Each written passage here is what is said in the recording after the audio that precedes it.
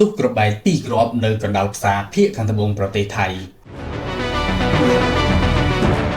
កាលពីម៉ោង 8:20 នាទីរាត្រីថ្ងៃអាទិត្យទី 8 ខែមិថុនាឆ្នាំ 2025 ប៉ុន្តែមិនបង្កឲ្យមានជនរងគ្រោះនោះទេតាមការចុះផ្សាយរបស់កៅស៊ូតជនមិនស្គាល់មុខបានយកក្របបែកមកបង្កាយក្នុងផ្សាររាត្រីដោយក្របបែកមួយគ្រាប់បានទុះនៅមុខហាងលក់មាសនិងមួយគ្រាប់ទៀតទុះក្នុងធុងសម្រាមដោយបង្កការខូចខាតដល់ម៉ូតូជាច្រើនគ្រឿងទោះបីជាយ៉ាងណាក៏ដោយអំពើហិង្សានៅភូមិភាគខាងត្បូងប្រទេសថៃមិនមែនជារឿងថ្មីឡើយព្រោះថាតំបន់នោះត្រូវរងការវាយប្រហារនិងភាពចលាចលអស់រយៈពេលរាប់សិបទសវត្សរ៍មកហើយជាក់ស្ដែងកាលពីសប្តាហ៍មុនយោធាថៃម្នាក់ឈ្មោះអភិឆាតផាផាន់ក៏ត្រូវបាត់បង់ជីវិតនៅក្នុងការវាយប្រហារបំទុះគ្រាប់បែកនៅខេត្តផាធីនីនេះដែររូបគេស្លាប់ដោយសារតែផ្ទុះគ្រាប់បែកដែលបង្កាយលើផ្លូវ Highway លេខ 4157 ក្នុងស្រុកផានី